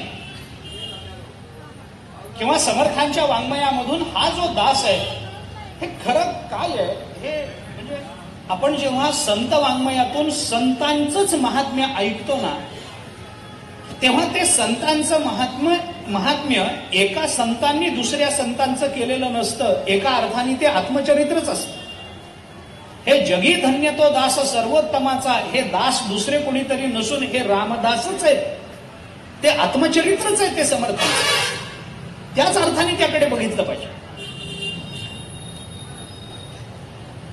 आणि म्हणून समर्थ जेव्हा म्हणतात तो सर्वोत्तमाचा दास आहे, तो सर्वोत्तम कोण आहे? जो सर्वात उत्तम आहे तो उत्तम. सर्वात उद्गतः तमः यस्य सः उत्तमः या अर्थाने जरी गेलो आपण सामान्य चिंतनानं, तरी सुद्धा ज्याच्या जीवनातला अंधकार निघून गेलेला आहे तो उत्तम. किंवा उत्तम कोण आहे? 15व्या अध्यायात बघा, अक्षर पुरुष, उत्तम पुरुष. उत्तम पुरुषस्त्वन्यः परमात्मेत्युदारतः यो लोकत्रयमाविश्य बिभर्तव्यय ईश्वरः. पुन्हा तिथंच येणार आहे. उत्तम, सर्वोत्तम हे जे शब्द आले ना त्याचा विचार करा ना. सर्वात उत्तम म्हणजे काय? सगळ्यात श्रेष्ठ असा सर्वात उत्तम म्हणजे सगळे गुण त्या भवभूतीने उत्तर रामचरिताच्या सुरुवातीला दोन्ही ग्रंथामध्ये दोन्ही ठिकाणी त्याचा विचार होता. तर रामचंद्र प्रभूंचं चिंतन करताना त्यांच्याकडे अनेक गुण आहेत, अमुक आहे तमुक आहे हे सांगितलं. ते सांगताना भर्तृहरीने एक फार चांगला शब्द वापरला. हे चिंतन करण्यासारखं आहे. मोठ्यांच्या बुद्धीतून, कल्पनाशक्तीतून, त्यांच्या चिंतनातून काय सुंदर मोती बाहेर पडतात. भवभूतीने फार चांगला. रामचंद्र प्रभूंच्या ठिकाणी सगळे गुण आहेत असं सांगताना भवभूतीने असं म्हटलंय की हे गुण असणं हे चांगलं आहे, पण हे जे सगळे चांगले सद्गुण असतात ना, चांगले गुण जे असतात ना सद्गुण, या सगळ्या सद्गुणांचा एक अवगुण आहे असं म्हटलंय. ते या सद्गुणांचा एक अवगुण आहे. सद्गुण गणानाम अवगुणाः असे शब्द वापरले भवभूतीने. सकल गुण गुणानाम अवगुणाः. सकल गुण गण जे आहेत त्याचा एक अवगुण आहे. काय अवगुण आहे या सगळ्या गुणांचा? या सगळ्या गुणांचा अवगुण असा आहे. रामचंद्र प्रभूंच्या चरित्रात जायचं काही अडलं होतं? 4-2 आमच्याकडे आले असते तर काही बिघडलं असतं? सकल गुण गणानाम अवगुणाः. म्हणून हे सकल गुणगण ज्याच्या आश्रयाला आले तो सर्वोत्तम असं आहे. त्या सर्वोत्तमाचा जो दास आहे तो जगी धन्य आहे. म्हणून मी म्हटलं ना, एवढं एक चरण पुरेसं आहे या सगळ्याचा विचार करायला. दासाची ही लक्षणं जर आपण विस्तारानं सांगत बसलो तर पुष्कळ होणार. पण हा दास जो तो केवळ फक्त त्यांचा दास झाला. म्हणविता त्यांचे दास पुढे असं, मी त्यांचा दास आहे हे फक्त म्हणून घ्या, तुम्हाला पुढे काही जावं हे एवढ्यावरच आहे का? त्याचं प्रभुता ज्ञान आम्हाला असलं नसलं आम्हाला काही कळणार आहे का नाही? आपण म्हणतो ना, एतावानस्य महिमा ततो जायांश पुरुषा पादोस्य विश्वाभूतानि विवादस्यामृतम दिवी. हे जे पुरुष सूक्तामध्ये आलं ते कशा करतात? एतावानस्य महिमा. तो महिमा कळाला पाहिजे. अदोज्जायांश पुरुष. पुढचं सोडून द्या. पादोस्य विश्वाभूत आणि त्रिपादस्य अमृतम दिवी हे कशा करता वापरलं, ते अमृतत्व काय आहे त्याच्यामध्ये, तो जगी धन्य तो तिकडे लावायचं लावा. आपण मला आता ते सगळं लावत बसायला वेळही नाही आणि आत्ता माझी बुद्धी तिकडे जातही नाही. नुसतं दास्य स्वीकारणं, दास म्हणवणं, दास होणं एवढ्यातच जगी धन्य आहे का तो? धन्य होण्याकरता काही पारमार्थिक प्रवासाची अपेक्षा आहे. आपल्या दासाला जो ज्या अर्थी त्याला सर्वोत्तम म्हटलंय त्या अर्थी तो आपल्या दासाला साधन विरहित बनवेल काय? जर तो दास म्हणून यांच्याकडे आला असेल तर त्यांना काही ना काहीतरी साधन लावून देईल की नाही तो परिपूर्ण होण्याकरता, आणि अशी साधना करून घेईल की नंतर साधन विरहित बनवेल. आल्याबरोबर नाही. त्याचा क्रमाचा विचार आहे. म्हणून हे सुरुवातीला बोलावं लागलंय समर्थांना सुद्धा. चिंतन करून बघा आपण. गुणी प्रीती राखे क्रमू साधनाचा. साधनाचा क्रम हा शब्द मी या अर्थाने घेतोय आता. साधनांचा क्रम. पण तो कसा? गुणी प्रीती राखे. आपल्या ज्या सर्वोत्तमाचं दास्य आपण करतो आहोत त्या सर्वोत्तमाच्या ठिकाणी ज्या सकल गुणांचं एकत्रीकरण झालेलं आहे त्या गुणांचं चिंतन करून ते गुण आपल्या ठिकाणी यावेत याच्याकरता त्या गुणी प्रीती राखून एका साधनाचा विशिष्ट क्रम जर त्यांनी स्वीकारला तर जगी धन्य आहे. मी थोडी संगती अशी लावतो.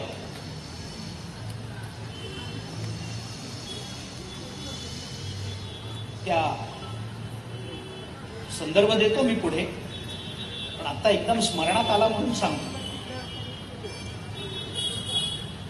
भगवत धर्मनिष्ठा अत स्वस्मिन तद्गुण शालिता. भक्ती रसायनात आला. भक्ती रसायनामध्ये वर्णन आहे. भगवत धर्मनिष्ठा अत स्वस्मिन तद्गुण शालिता. ते गुण आपल्या ठिकाणी यावेत याच्यासाठी तो प्रयत्न करतो. भागवताच्या प्रथम स्कंधामध्ये नारद महर्षींचं जे चरित्र नारदाने व्यासांना स्पष्ट रूपानं सांगितलंय. व्यासांना वैषम्य प्राप्त झालं, ते फिरत राहिले, नारदांची भेट झाली वगैरे जो कथाभाग आपण भागवतामध्ये नेहमी ऐकतो. मला त्याबद्दल फारसा विचार आता करायचा नाही. ती कथा सांगणं हे आता माझं काम नाहीये, तो माझा विषय नाही. पण तो संदर्भ मी आपल्याला सांगतो. नारदांची भेट झाल्यानंतर नारदांनी त्यांना विचारलं असं का तसं का. त्यांनी सांगितलं एवढं काम केलंय तरी मनाला संतुष्टता नाही, समाधान नाही, असं नाही तसं नाही. मग नारदांनी त्यांना आपलं स्वतःचं चरित्र सांगितलं. त्या चरित्राचा संक्षेप, त्या चरित्राचा संकोच मधुसूदन सरस्वतींनी भक्ती रसायनामध्ये केला. आणि माणसाच्या अंतःकरणामध्ये भगवत चरणाच्या संबंधानं नितांत प्रेम निर्माण व्हावं याच्याकरता नारदांसारखं चरित्र आपल्याला निर्माण करता आलं पाहिजे असं म्हटलंय. आणि नारदांनी जे चरित्र सांगितलं त्याचा एक क्रम लावलाय त्यांनी. मला तिकडे यायचंय. गुणी प्रीती राखे हेही आहे आणि क्रमू साधनाचा तेही आहे. साधनाचा क्रम आणि सद्गुणांवरची प्रीती ठेवून क्रमू साधनाचा म्हणजे साधनांचं मार्गक्रमण करणं हाही अर्थ आपल्याला घेता येतो. क्रमू हा शब्द मी दोन्ही अर्थाने वापरतो. क्रमण, मार्गक्रमण याही अर्थाने क्रमू शब्द लावतो आणि क्रम हाही अर्थाने क्रमू शब्द लावतो. काही साधना गुणांवर प्रेम करून काही म्हणून ते नारदांचं चरित्र. प्रथमं महतां सेवा तद्दया पात्रता ततः श्रद्धाथ तेषां धर्मेषु ततो हरिगुणश्रुती. हे प्रथमं ततः हे जे शब्द आले ना तो क्रम सांगणारेच शब्द आहे. मराठीमध्ये आपण शब्द वापरतो मग हा शब्द काय? क्रम सांगणाराच आहे. तुम्ही माझ्याकडे आलात की मग आपण प्रवचनाला जाऊ. म्हणजे तुमचं माझ्याकडे येणं हे पहिल्यांदा आहे आणि आपण मिळून प्रवचनाला जाणं हे नंतर आहे. क्रम लागला की नाही मग शब्दाने. तुम्ही मला तसं म्हणालात म्हणून मग मी तुम्हाला तसं म्हणालो, म्हणजे तुम्हीच माझी कुरापत काढली. क्रम लागला की नाही त्याच्यामध्ये. मग शब्द जसा मराठीमध्ये एका क्रमाचं दिग्दर्शन करतो, तसं ततः हा शब्द संस्कृतामध्ये क्रम दाखवतो. त्यानंतर क्रम सांगणारा शब्द आहे. नंतर क्रम सांगतो, त्यानंतर क्रम आला त्याच्यामध्ये. मग एकाच अर्थाचे शब्द आहे, क्रम आला त्याच्यामध्ये. प्रथमं महतां सेवा तद्दया पात्रता ततः ततः श्रद्धाथ तेषां धर्मेषु ततो हरिगुणश्रुतिः ततो रति अंकुरोत्पत्ति स्वरूपाधिगतिस्ततः प्रेम वृद्धि परानंदे तस्य अथ स्फुरणं ततः भगवत धर्मनिष्ठा स्यात् भगवत धर्मनिष्ठा अत स्वस्मिन् तद्गुणशालिता. माझा मुद्दा इथे आहे. प्रेमणो अथ परमाकाष्ठा उदिता भक्ती भूमिका. नंतर म्हटलं त्याचा समारोप केला त्या विचाराचा. अंतःकरणामध्ये परमप्रेमाची भक्ती भूमिका निर्माण व्हावी याच्याकरता या 11 पायऱ्यांचा विचार मधुसूदन सरस्वतींनी भक्तिरसायनामध्ये केला. भगवत धर्मनिष्ठा आता स्वस्मिन तद्गुणशालिता हे जे चरण आहे ते चरण मला इथं विचारात घ्यावंसं वाटतं. गुणीप्रीती राखे क्रमू साधनाचा, ते त्याला समांतर जाणारं प्रमाण आहे म्हणून बोलू. म्हणून त्याचा विचार करा. विस्तार करत नाही, तेवढा वेळही नाही आपल्याजवळ, पण हे चिंतन करा, आवर्जून करा भक्तिरसायनाचा विचार. फार विस्तार नाही.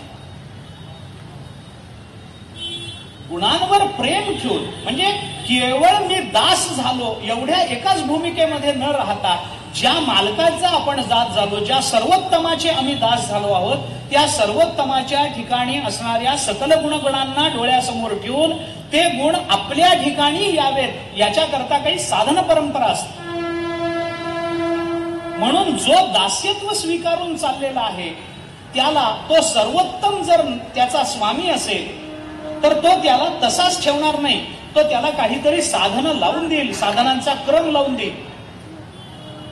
हे भगवद्गीतेच्या 4थ्या अध्यायामध्ये ज्ञानोबारायांनी भगवान मुखातून बोलताना बोलून दाखवलेलं आहे. सगळाच विचार तो सांगावा असं नाहीये किंवा विस्तारानं सांगावा असं नाहीये, पण ते गुण आले पाहिजे, त्याच्याकरता काही साधनं केली पाहिजे, त्याच्याकरता गुणांवर प्रेम निर्माण झालं पाहिजे.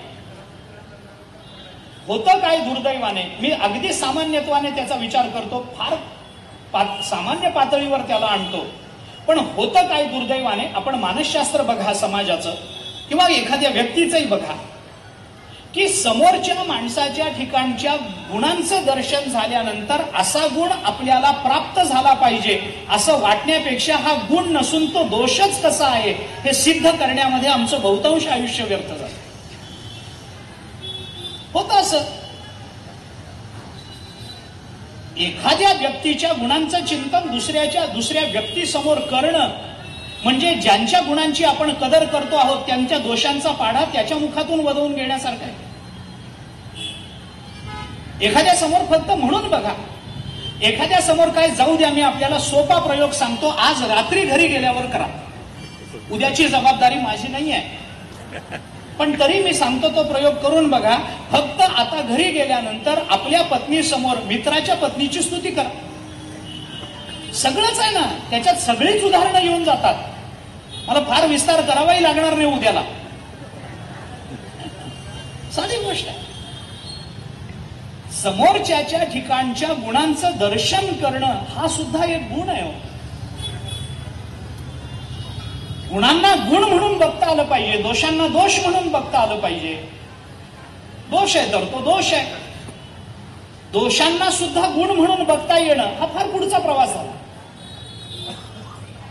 पण सामान्यत्वानं सहज जीवन जगताना, जीवनाची सहजता अनुभवताना, असं म्हणा उलट, सहज जीवन जगताना म्हणजे जीवनाची सहजता अनुभवायची असेल, दोषाला दोष म्हणून बघता आलं पाहिजे, गुणांना गुण म्हणून बघता आलं पाहिजे. बरं, आपलं भाग्य हे आहे, आपले कष्ट याच्यात कमी आहे की गुण कोणते दोष कोणते हे ठरवण्याचं स्वातंत्र्य आम्हाला दिलं गेलं नाही, हे एक भाग्यच आहे.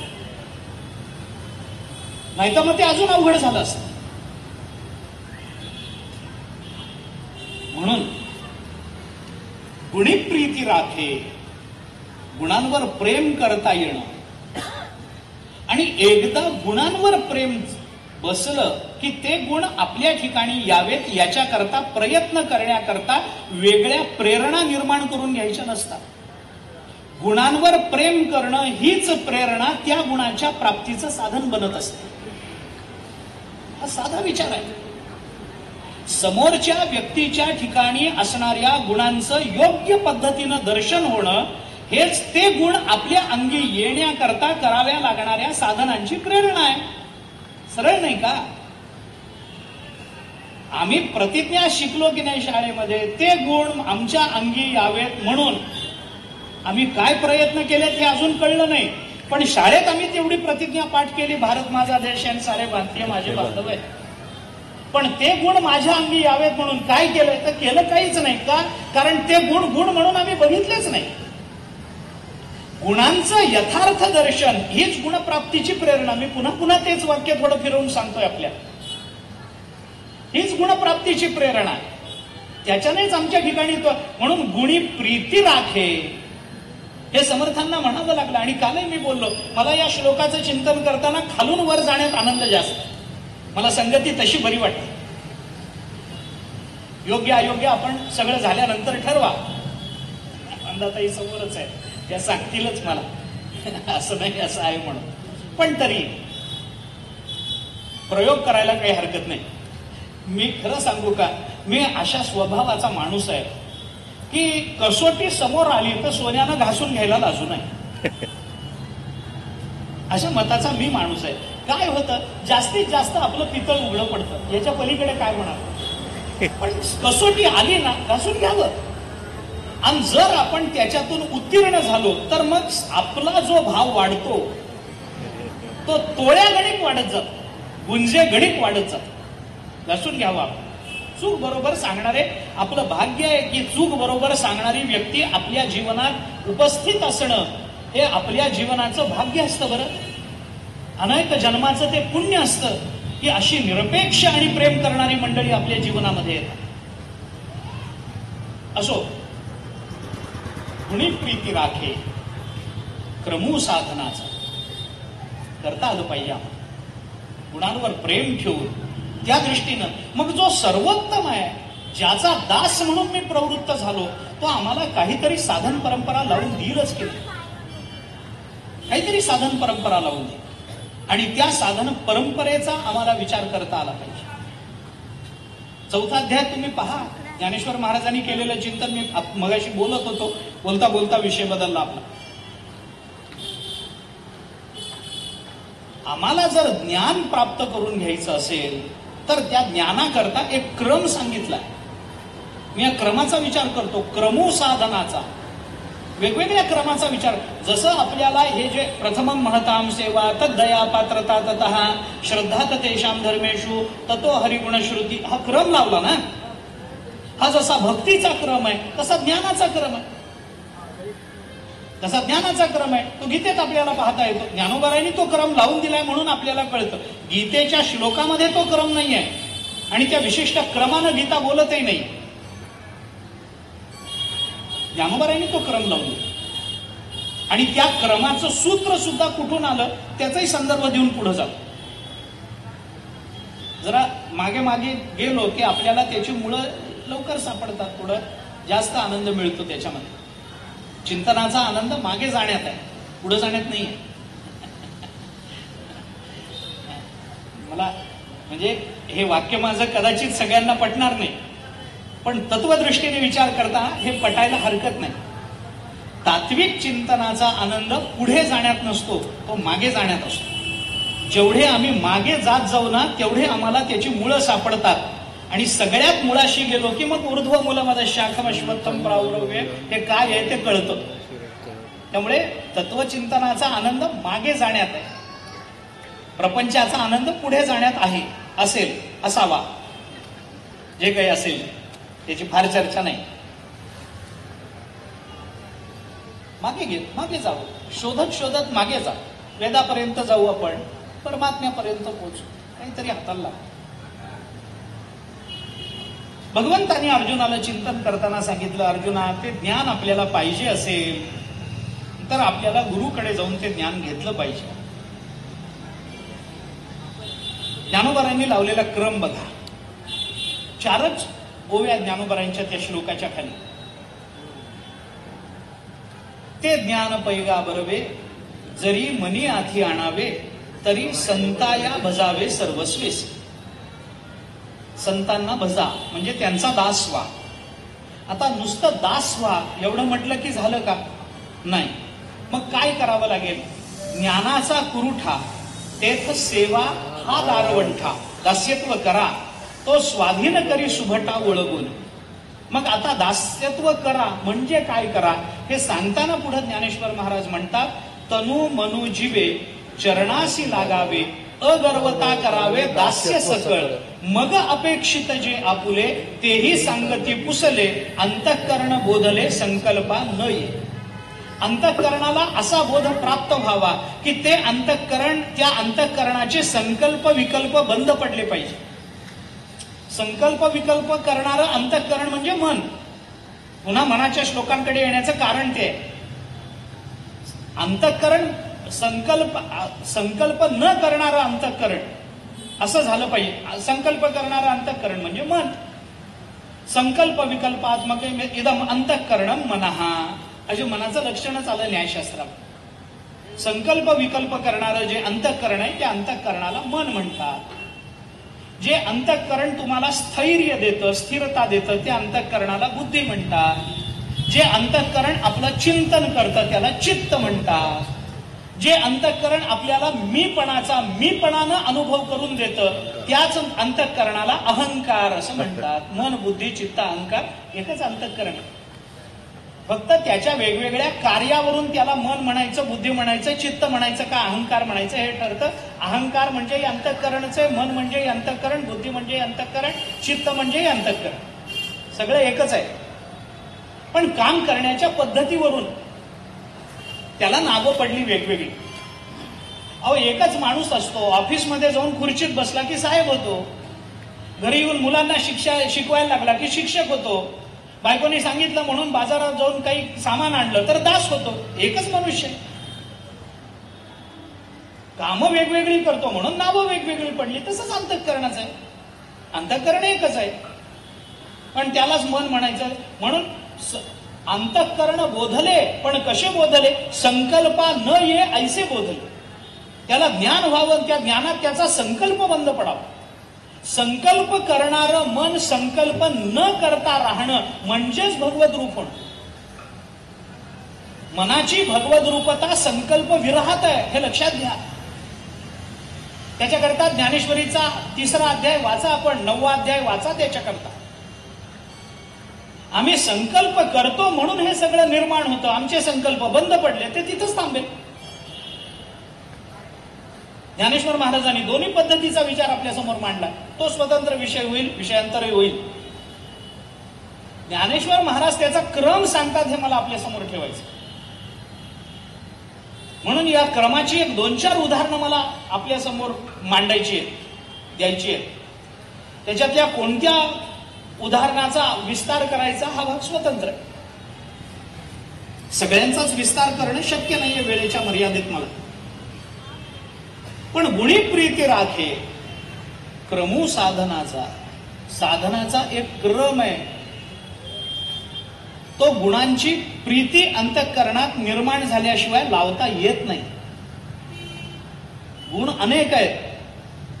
अगदीच भगवत प्राप्तीच्या संबंधाने जर गुणांच्या संख्येचा विचार केला तर गीतेच्या 16व्या अध्यायातल्या दैवी संपत्तीला अनुसरून कमीत कमी 26 गुणांचा तरी विचार करता येऊ शकतो.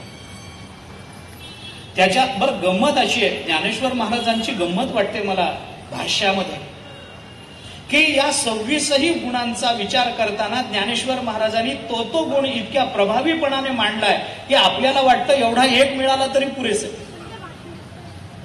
हे त्यांच्या मांडणीचं कौशल्य आहे. अभयम सत्व संशुद्धी ज्ञानयोग व्यवस्थिती दानम दमश्च यज्ञश्च स्वाध्याय, हे 3 श्लोक 16व्या अध्यायाचे पहिले 3 श्लोक, हे 26 गुण आहेत. ते यावेत त्याच्याकरता काहीतरी साधनांचा एक क्रम लावावा लागतो. काही गोष्टी क्रमानं व्हाव्यात तर त्याला मूल्य आहे. कोणत्याही वेळेला काही करून चालत नाही. एखादं खूप लहान मूल घरामध्ये प्रौढासारखं बोलायला लागलं तरी ते आवडत नसतं, आणि एखादा प्रौढ घरामध्ये लहान मुलासारखा बोलायला लागला तरी ते रुचत नसतं. हे दोन्ही अनौचित्यच आहे. लहान मूल जागेवर बसून राही लागलं तरी आईला वाटतं अरे काय हे हलत नाही, खेळत नाही, आणि फिरावं, इकडं तिकडं जावं, सांडलवण करावी. ती तक्रार करेल, एका जागी बसत नाही हो मिनिटभर, सगळं कपाटातलं खाली आणतं, तक्रार करेल, पण ते करण्यात तिला जो आनंद आहे तो वेगळाच आहे. मूल जर जागेवर बसून राहिलं, त्यांनी जर काही गडबड गोंधळ केला नाही, त्यांनी जर पसारा केला नाही तर ते चालत नाही. आणि म्हातारा पसारा करून बसायला लागला तर तेही चालत नाही. म्हणजे त्याचा क्रम आहे की नाही, काही क्रम लावावा लागेल की नाही. कोणत्या वयामध्ये तसं आहे, परमार्थामध्ये सुद्धा काही क्रमानं गोष्टी घडतात. आधी आम्हाला पहिल्यांदा ते ज्ञान पैगा बरवे, ते बरव आहे हे गुणांवर प्रीती निर्माण झाली पाहिजे. जरी मनी आधी आणावे ते आपल्या ठिकाणी यावेत अशी सद्भावना निर्माण झाली पाहिजे. आणि अशी सद्भावना त्या गुणांवर निर्माण झाली की मग आपोआप संताया भजावे सर्वस्वेसी या साधनेकडची आमची प्रेरणा आपोआप निर्माण झाली. ज्ञानोबांच्या शब्दात जर गुणी प्रीती राखे क्रमू साधनाचा सांगायचं झालं तर, तिथल्या तिथे लावायचं झालं तर, ते ज्ञान पैगा बरवे गुणी प्रीती राखे. जरी मनी आधी आणावे, जर ते गुण आपल्या ठिकाणी यावेत, भगवत धर्मनिष्ठा हा अतहा स्वस्मिन तद्गुणशालिता, ते गुण माझ्या ठिकाणी यावेत असं जर मला वाटत असेल, जरी मनी आधी आणावे, मग आम्ही काय केलं पाहिजे? संताया भजावे सर्वस्वेसी. आम्हाला संतांचं भजन केलं पाहिजे. भजन केलं पाहिजे म्हणजे संतांची सेवा केली पाहिजे. कारण सेवेशिवाय ज्ञान मिळत नाही. सेवा तर करावी लागेल. सेवा न करता ज्ञान मिळत नाही. ब्रह्मज्ञानाच्या बाबतीत तरी पुष्कळ विचार आहे. त्या संबंधामध्ये पुष्कळ प्रमाण आपल्याला सापडतील, ज्ञानेश्वरी गाथा, दासबोध वगैरे सगळ्या ठिकाणी. पण कष्टाशिवाय ज्ञान मिळत नाही. कष्ट तर करावे लागतील. खरं सांगू, कष्टाशिवाय काहीच मिळत नाही. म्हणजे कर्मशास्त्राचा सिद्धांत डोळ्यासमोर ठेवून ज्यांना प्रारब्धवशात आयतं मिळालेलं आहे ना, त्यांना सुद्धा ते कष्टानंच मिळालंय. कारण हे आयतं मिळावं असं प्रारब्ध निर्माण करण्याकरता गत जन्मातले कष्टच कारण आहेत, हे लक्षात घेतलं पाहिजे. त्याची संगती तशीच लावली पाहिजे. विनाकारण होत नाही. महाभारतामध्ये एक वचन आहे, अशुश्रूषा त्वरा श्लाघा विद्यायाः शत्रवस्त्रयाः असं महाभारत म्हणतं. विद्येचे 3 शत्रू आहेत. सेवा न करता विद्या मिळवणं विद्येचा शत्रू आहे. गडबडीनं विद्या मिळवणं विद्येचा शत्रू आहे. आणि आत्मस्तुती करून विद्या मिळवणं हा विद्येचा शत्रू आहे. श्लाघा हे विद्येचे शत्रू मानले. पण आत्मस्तुती केल्या. महाभारताचं दुसरं एक वचन आता आठवलं म्हणून, अब्रुवन कस्यचित निंदाम आत्मपूजाम अवर्णयन न कश्चित गुण संपन्न हा प्रकाशो भुवि दृश्यते, असं महाभारताने दुसऱ्या बाबतीत म्हणतं की दुसऱ्याची निंदा केल्याशिवाय आणि स्वतःचे गुण सांगितल्याशिवाय या जगात आतापर्यंत कुणीच मोठं झालं नाही, असं महाभारत म्हणतं. महाभारताची वचनं जर बघितली आपण तर फार सुंदर आहे. आपण विचार, मी कशा करता हे सगळं बोलत होतो? ज्ञानेश्वर